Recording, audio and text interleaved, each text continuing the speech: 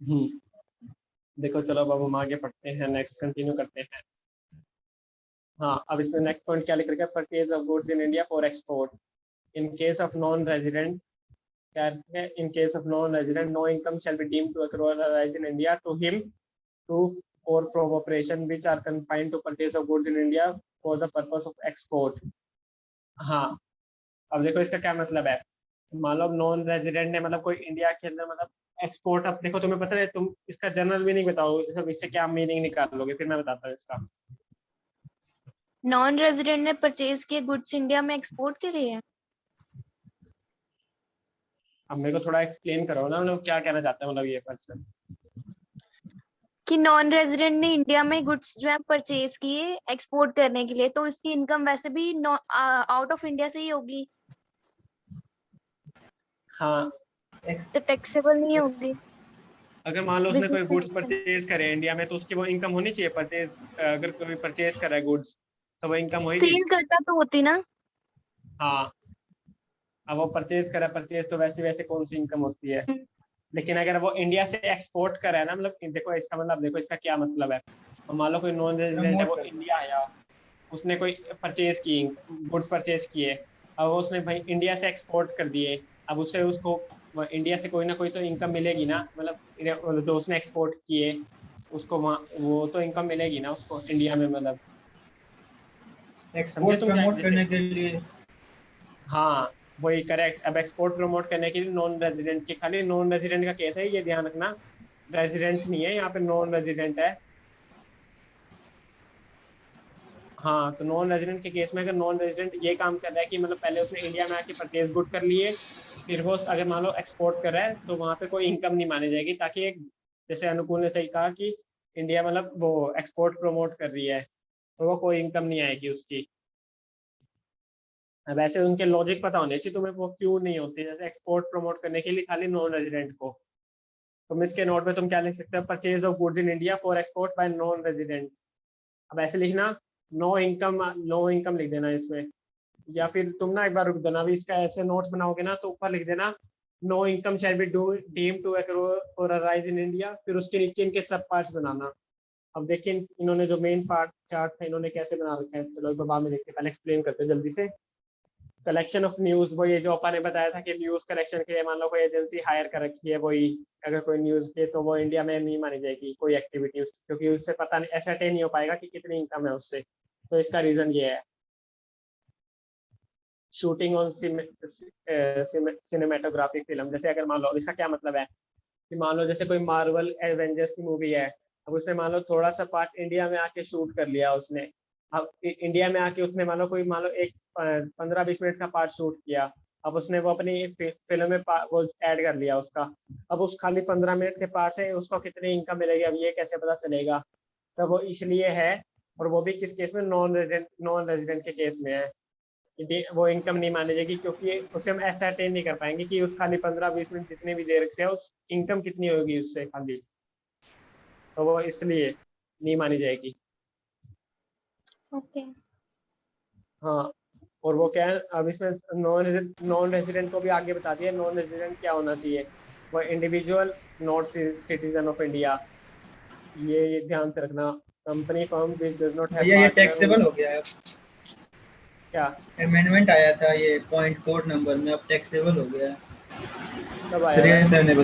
श्रेय सर ने बताया ये लास्ट मिनट नोट्स में कर रहा था ना उनसे, तो उन्होंने करवाया है टैक्सेबल सिनेमेटोग्राफी। क्या चीज बताया सर ने। अब वो टैक्सेबल है, ये फोर्थ पॉइंट जो है ना, अमेंडमेंट आए बोले कि अब टैक्सेबल है, बस इतना बताया, शॉर्ट था ना वीडियो। एक सेकंड रुकना।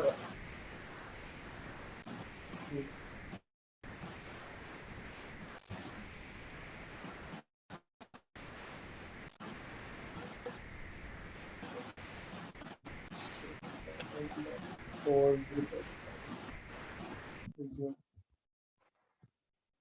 हाँ, अमेंडमेंट अब देखते क्या चेक करते हैं। प्रोवाइड सर्टेन रॉयल्टी ठीक है, explanation due to such exclusion such royalty income is not taxable in India And if DTA gives right to such royalty, there is no such exemption in it that corresponding laws of partner. The finance bill proposes to amend the definition of royalty so as not to exclude consideration of core its meaning.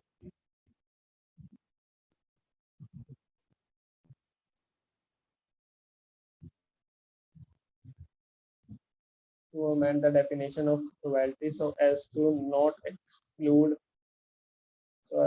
to exclude consideration of sale which exclusion from its meaning. Okay, चलो हाँ ये amendment आ रखी है ये वाली ये रही। अब वो इनसे क्या हो रहा था कि रॉयल्टी जो इनकम आ रही होगी ना वो कुछ ना कुछ रॉयल्टी के कारण देखो उनको अब यहाँ पे रॉयल्टी को डिफाइन कर रखा होगा control F royalty meaning define कर रखा है इसमें रॉयल्टी ये रहा मीनिंग ऑफ रॉयल्टी। देखते हैं अब इसमें क्या लिख रखा है थोड़ी लंबी डेफिनेशन है चलो अभी यहीं पे देख लेते हैं पहले रॉयल्टी का ही। रॉयल्टी मीन्स कंसिडरेशन लमसम में होगी income of received which would be income in the head of capital gain में जाएगी। ट्रांसफर ऑफ एनी राइट हो गया ठीक है एनी राइट डिजाइन फॉर्मूला हो गया IPR मतलब राइट्स वगैरह से रिलेटेड ऑल और एनी राइट्स ठीक है। Imparting of information working of use of patent से रिलेटेड कोई हो गया सीक्रेट फॉर्मूला अगर हम कोई वो इंफॉर्मेशन दे रहे हैं उन्हें। यूज ऑफ पेटेंट इन्वेंशन अपनी कोई इन्वेंशन ही दे दी उन्हें ठीक है। एनी इंफॉर्मेशन दे दी टेक्निकल इंडस्ट्रियल वगैरह उनसे रिलेटेड कोई अपनी नॉलेज शेयर कर दी ठीक है वो भी हो गया। Use of right to use any industrial commercial and scientific equipment वही हो गया इंडस्ट्रियल को अपना इक्विपमेंट दे दिया। चलो क्या लिख रखे अब आगे ट्रांसफर और including the grant of licence in respect of any copyright literacy या साइंटिफिक वर्क इंक्लूडिंग फिल्म और फॉर कंसिडरेशन ये रहा। अच्छा ये रहा यहाँ पे ही आ गया ना ये रहा यहाँ पे कवर हो गया अमेंडमेंट ये वाली ये रही। अब करंट असेसमेंट ये अच्छा क्योंकि अब मेरे में टाइम में नहीं थी ना ये वाली चलो ठीक है हाँ। अब यहाँ पे अमेंडमेंट है ये वाली देखो ये रही कंसिडरेशन फॉर सेल डिस्ट्रीब्यूशन। अब देखो हमने वहाँ पे क्या पढ़ रखा था देखो अब वो ये थी लिख रखा था ना अब क्या लिख रखा है to amend the definition of royalty so as not to exclude. अब जैसे हमारे टाइम में था वो वहाँ पे क्या था अब ये चीज यहाँ पे नहीं लिख रखी थी यहाँ पे एक क्रॉस था यहाँ पे मतलब मान लो ये चीज नहीं लिख रखी थी। अब तो इससे वो जो नॉन रेजिडेंट को थी वो एक्सक्लूड होगी यहाँ से। अब मान लो अब इंडियन गवर्नमेंट को लग रहा होगा मेरे को पता नहीं मतलब इंडियन गवर्नमेंट को लगा होगा यहाँ से उनका मेजर रेवेन्यू लॉस हो रहा हो क्या पता टैक्स से। तो उन्होंने कंसिडरेशन को मतलब रॉयल्टी को रिलेट करने के लिए क्योंकि वहाँ रॉयल्टी पे की जाती है इंडिया में कुछ होता होगा तो अब रॉयल्टी से विद इन द स्कोप अब रॉयल्टी के स्कोप में ले आई उसको। अब रॉयल्टी के स्कोप में ले आई तो ऊपर वाला पॉइंट है वो टैक्सेबल हो जाएगा अब यहाँ पे मतलब ऊपर वाले पॉइंट का कोई रेलेवेंस नहीं है। तुम सही चलो थैंक यू थैंक्स अनुकूल रिमाइंड करवाने के लिए मेरे को जैसे अब वैसे अब आगे था ये वाला पॉइंट कवर हो गया था ये चलो ओके। अब देखो डेफिनेशन मॉड्यूल का पढ़ने का ये बेनिफिट होता है देखो ये चीज कहीं होना लिख रखी है जब जैसे अब देखो यहाँ पे भी अब देखो एक तो अनुकूल ने बता दिया आपको और एक मॉड्यूल में भी आगे देखो ये क्या लिख रखा है स्पेसिफिकली लिख दिया फॉर असेसमेंट ईयर। तो ये वाला पॉइंट लिखना स्पेसिफिकली और इसके आगे लिख देना डबल स्टार मार्क करना है यहाँ पे ये तुमने पॉइंट देख के जाना है यहाँ पे अच्छी तरीके से ये वाला एक बार वापस ठीक है। चलो अब रॉयल्टी की डेफिनेशन दे दी तो ऊपर वाला जो पॉइंट था कहाँ गए ये वाला अब नॉन रेजिडेंट के लिए टैक्सेबल हो गया तो इसका मतलब कोई मतलब इतना वो रेलेवेंस नहीं है इसके लिए चलो ठीक है। अब वो SCZ वही अगर SCZ के अंदर कोई ये चीज हो रही है कि वो डिस्प्ले करने के लिए डायमंड्स के डिस्प्ले रफ डायमंड्स के डिस्प्ले करने के लिए SNZ इसमें स्पेशल नोटिफाइड वही स्पेशल इकोनॉमिक जोन वगैरह उसमें करने के लिए हो रही तो गवर्नमेंट को स्पेसिफिकली कोई अलग सा एक मतलब वो बना रखा था कि मतलब शो प्लेस करने के लिए तो उससे जो भी इनकम होगी वो डीम टू वर्कराइज नहीं मानी जाएगी इंडिया के अंदर स्पेसिफिकली एक्सक्लूड कर दिया। B and C income from property asset B और C में क्या था कोई प्रॉपर्टी या कैपिटल एसेट से अगर उसका सोर्स इंडिया में आ रहा है तो वो क्या इंडिया में मानी जाएगी। अब प्रॉपर्टी से क्या मतलब था मूवेबल होगी चाहे इन्होंने मूव कर दी तो अब इससे क्या तुम यहाँ पे क्या निकालोगे मूवेबल इमूवेबल। अब तुमने कैपिटल गेन में वो पढ़ी थी ना कैपिटल एसेट चाहे वो मूवेबल हो इंटेंजिबल हो कुछ भी हो वो टैक्सेबल हो जाती है। हाँ तो वो यहाँ पे होगी अगर वो इनकम उस वो जो प्रॉपर्टी अगर वो क्या है इंडिया इंडिया के अंदर है ना वो, मतलब इंडिया से रिलेट कर रही है, तो वो डीम टू रूरलाइज इंडिया में मान ली जाती है। अगर कोई प्रॉपर्टी अगर इंडिया से रिलेट कर रही है, कोई एसेट होगी, या फिर कोई अगर जैसे कोई डिविडेंड का मान लिया हमने, कोई एग्जांपल ऐसा ले लिया कि अगर वो इंडिया से है, जैसे अब इसने नीचे एग्जांपल ले रखा है, rent paid outside India for use of machinery और बिल्डिंग इन इंडिया। अब जैसे रेंट पेड आउटसाइड इंडिया, देखो वही है ना, अब एक्रूराइज काम जा रहा है। एक्रूराइज की डेफिनेशन क्या थी कि जहाँ पे मतलब फर्स्ट मतलब वही है ना, एक्रूराइज की डेफिनेशन क्या थी, कोई बताओ मीनिंग क्या था?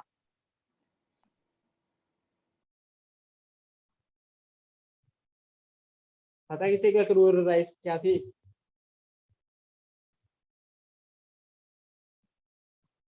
चलो अच्छा, अब देखो इसमें एक्रूराइज का मतलब यही था ना कि जब तक जैसे कोई हमने सर्विसेज या कोई चीज गुड्स हमने मतलब रेंडर कर दिए, तो वो एक्रू मान ली जाते हैं उस पीरियड के अंदर जहाँ पे वो करे गए हैं। अब इसी से तुम क्या रिलेशन करोगे? अगर एक रेंट पेड आउटसाइड इंडिया की है, लेकिन उसका जो बिल्डिंग थी या फिर जिसके लिए हमने पे किया है वो तो इंडिया में है ना, तो मतलब वो इंडिया के अंदर मान लिया हमने सर्विसेज सारी इंडिया के अंदर लिए, उससे बिल्डिंग से जो भी लिया, मतलब हमने मतलब उस पर्सन मतलब जो भी बिल्डिंग की हमने सर्विसेज यूटिलाइज किया, मतलब कोई भी हमने कोई चीज यूटिलाइज किया है बिल्डिंग से, मतलब जो भी उसके हमने पार्ट मतलब यूज किया वो इंडिया से था, तो वो तभी डीम टू एक्रूराइज इंडिया में मान लिया जाता है इस रीजन की वजह से।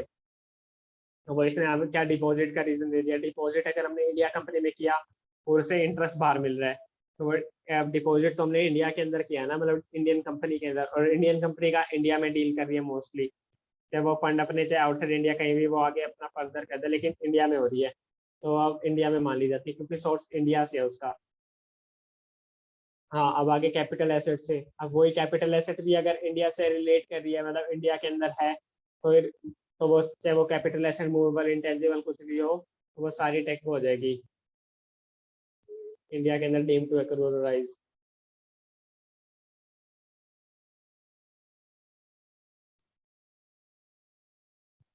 Registered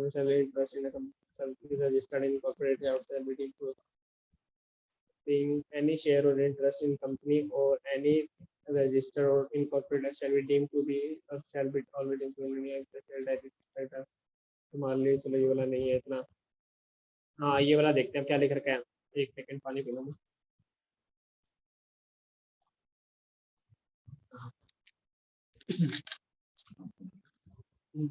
dividend declare bye foreign company. एक सेकंड, एक सेकंड रुकना, मैं आ रहा हूँ, एक बार वेट करना, बुलाया है। Resume recording.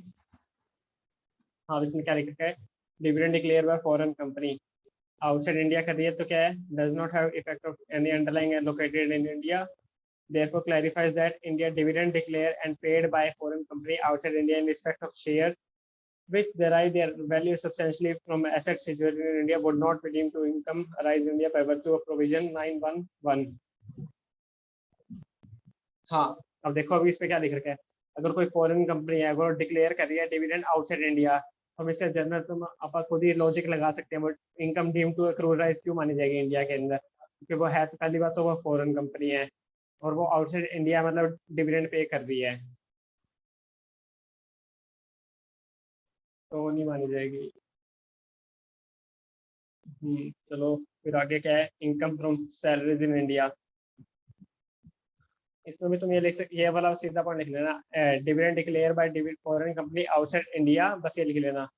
और उसके आगे लिख लेना not to be deemed to accrue in India, बस सीधा सा ही लिख देना।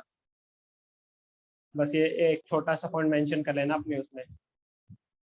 अब सेकंड पॉइंट ये रहा, income from salaries earned in India under that salary deemed if it's earned in India salary paper for services and would be treated। अब इसमें देखो क्या वो लॉजिक को लेकर के, अगर इंडिया के अंदर कोई सैलरी हमने कोई सर्विसेज दिए हैं तो वो क्या है? इंडिया में मानी जाएगी ना कि इंडिया में मतलब तुमने दिए हैं, मतलब इसमें कोई रिलेशन मेरे ख्याल से था नहीं।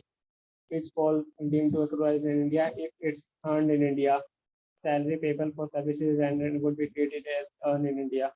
अगर तुमने कोई सर्विसेज रेंडर्ड इंडिया में किए हैं मान लो, और तुम्हें मान लो जैसे इसका ये केस ले सकते हैं, जैसे तुमने मान लो 8 महीने 8-9 महीने तुमने इंडिया में सर्विसेज कर दी, और लास्ट के कोई 1-2 महीने में अगर मान लो तुम बाहर चले गए, अगर तुम्हें कोई भी उससे सैलरी इनकम तुम्हें मिलती है तो वो इंडिया के अंदर मान ली जाएगी, क्योंकि तुमने सर्विसेज थी वो इंडिया में रेंडर की थी। और वरना लॉजिक्स ये तो बनते ही है, अगर तुमने इंडिया में रेंडर किया होगा तो इंडिया में मानी जाएगी। हाँ, अब ये वाला पॉइंट इंपॉर्टेंट है थोड़ा सा, ये वाला थोड़ा star mark. Income from salary payable for by government for services rendered outside India. अगर मान लो कोई गवर्नमेंट एम्प्लॉय है, ये ध्यान से रखना, क्या गवर्नमेंट अगर कोई गवर्नमेंट प्रोवाइड कर रही है, मतलब सैलरी दे रही है किसी को क्या सर्विसेज आउटसाइड इंडिया रेंडर करने के लिए, तो उस केस में क्या होते हैं, खाली जो सैलरी मिलेगी ना उसको, जो सैलरी मिलेगी इनकम फ्रॉम सैलरी मिलेगी, खाली वही टैक्सेबल होगी। मतलब अलावेंस देखो इसमें नीचे बता दिया, हाउ एवर, मतलब जो हमने इनकम अंडर एट सैलरी निकालेंगे, वो देखो सैलरी तो हमने वैसे निकाल दी, लेकिन जो अलावेंस और परक्यूजिट्स होंगे ना, जो पेड या अलाउड किए होंगे इंडिया के अंदर, अलाउड आउट मतलब सॉरी अलाउड आउटसाइड इंडिया। हाँ, एक सेकेंड रुको सारे।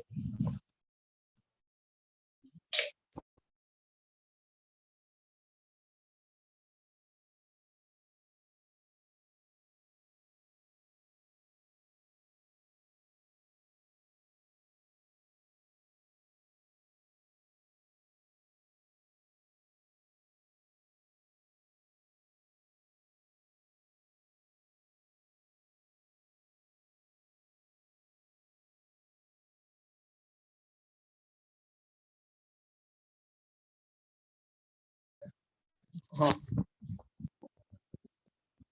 लास्ट 20 मिनट ही बचे हैं अब अपने पास, लास्ट सेशन है। और जो इंडिया के अंदर जो परक्यूजिट्स होंगे ना, पेड और अलाउड आउटसाइड इंडिया, तो वो सारे एग्जाम्प्ट हो जाएंगे, क्योंकि वो अगर आउटसाइड इंडिया बैठा तो मोस्टली उसको परक्यूजिट्स है वो आउटसाइड इंडिया में प्रोवाइड किए जाएंगे ना, कि मतलब जो कार फैसिलिटीज होगी कोई और होगी, इंडियन गवर्नमेंट उसे देगी, तो वो सारे के सारे एग्जाम्प्ट हो जाएंगे, जो भी उसे परक्यूजिट या अलाउंस मिलेंगे। और ये याद रखना, आउटसाइड इंडिया जो भी मिलेंगे पेड और अलाउड आउटसाइड इंडिया, इंडिया वाले नहीं होंगे। ये ध्यान से चलना, अगर कोई मान लो उसकी फैमिली को मतलब कुछ ऐसा रिलेशन मिला है कि उसे इंडिया के अंदर मिल गया है, तो वो अलाउड नहीं होंगे, मतलब उसे, मतलब वो ध्यान से रखना। ये ध्यान से देखो, यहाँ पे ये होते हैं कि हम सारे परक्यूजिट अलाउंस कहीं वो करते हैं, आउटसाइड इंडिया पेड और अलाउड हुए उसे, ये ध्यान से लिखना, ये वाली लाइन पेड और अलाउड आउटसाइड इंडिया। चलो ये वाला क्वेश्चन करें एक, या फिर पहले पॉइंट्स कवर कर देते हैं जल्दी से, फिर कल क्वेश्चन निपटा देंगे। अब dividend paid by Indian company, ये तो देखो ये वाला पॉइंट भी इंपॉर्टेंट है, ये वाला क्वेश्चन ऐसे दे देते हैं उसके अंदर ही। अगर कोई इंडिया कंपनी डिविडेंड दे रही है तो वो एक डीम टू इंडिया में मान देता है। और वो क्या क्या है, अब देखो जो डिविडेंड है वो क्या नॉर्मल रेट पे टैक्सेबल है, तो नॉर्मल स्लैब रेट्स में, तो वो स्पेसिफिकली बता दिया है। इंटरेस्ट वाला पॉइंट चलो थोड़ा सा टाइम कंज्यूमिंग तो है, चलो। अब इंटरेस्ट क्या है, कब डीम टू थ्रोराइज इंडिया में मान जाता है, अगर जो उसको पे करने वाला है इंटरेस्ट को, अब इंटरेस्ट को कौन पे करेगा, मान लो जैसे ये पर्सन,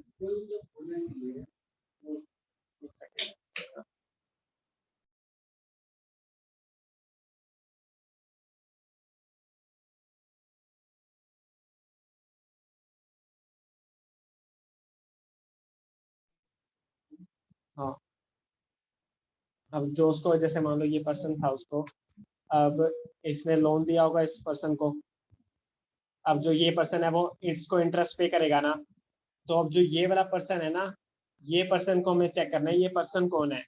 अगर ये वाला पर्सन क्या है, गवर्नमेंट का है, तो इंडिया में मान ली जाएगी टीम टू एकराइज, मतलब जो इस पर्सन, ये वाला पर्सन को डिपेंड नहीं करता कि इंटरेस्ट किसे मिल रहा है, इंटरेस्ट कौन दे रहा है वो मैटर करता है इस केस में। ध्यान रखना, इंटरेस्ट किसे मिल रहा है वो मैटर नहीं करेगा, इंटरेस्ट कौन दे रहा है वो मैटर करेगा, ध्यान से रखना। अगर गवर्नमेंट दे रही है तो वो मान लिया जाएगा, कोई इंडिया का रेजिडेंट इन इंडिया है तो वो मान लिया जाएगा, लेकिन उसके पहले एक बार जनरल सारे पॉइंट्स पढ़ते हैं, फिर एक्सेप्शन देखेंगे उन सबकी।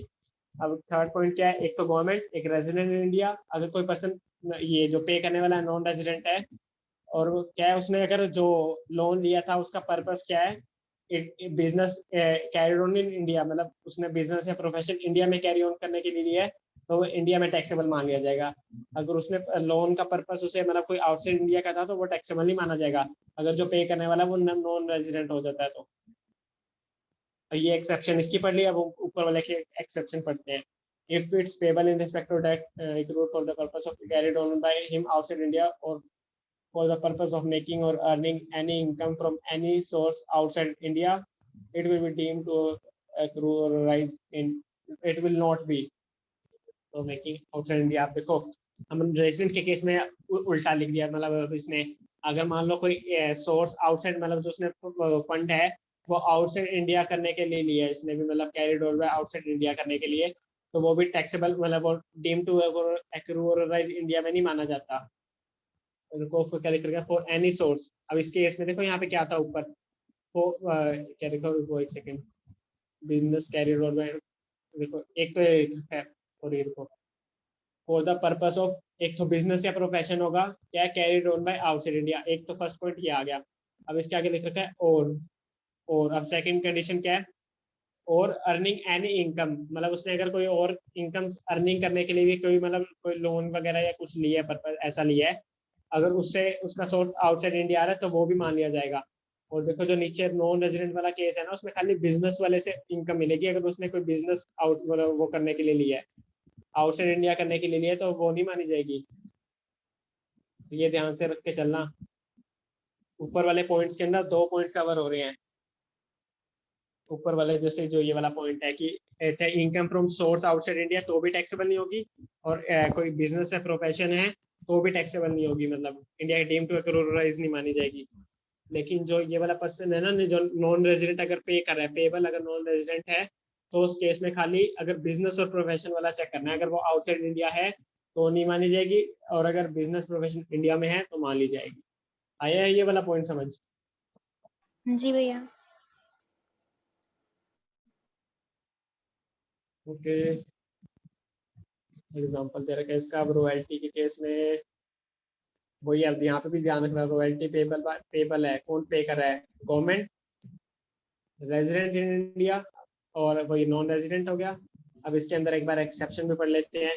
If it's payable by transfer right property use for utilization of services purpose of business carried on by outside India. और अब इसमें वही लिख रखा है रेजिडेंट के केस में, अगर उसने आउटसाइड इंडिया पर्पस के लिए, मतलब बिजनेस प्रोफेशन के लिए आउटसाइड इंडिया के लिए लिया है, या फिर इनकम एनी अदर सोर्स करने के लिए लिया है, चाहे कोई अदर सोर्स मिल रहा हो उस लोन से, मतलब उस रॉयल्टी से, या तो वो। और नॉन रेजिडेंट के केस में वही है कि for purpose of making any source इन, मतलब वही अगर आउटसाइड इंडिया तो वो वाला एग्जाम हो जाएगा, मतलब नोट अब डीम टू एक्रूराइज माना जाएगा। ये हो गया, ये हो गया consideration for use of right, ये तो चलो उसको ही बता रखा है कि लिखना एक बार इम्पोर्टेंट पॉइंट्स, मतलब some royalty supply to non resident, तुम्हारे लिए इतना इम्पोर्टेंट नहीं आएगा मेरे ख्याल से।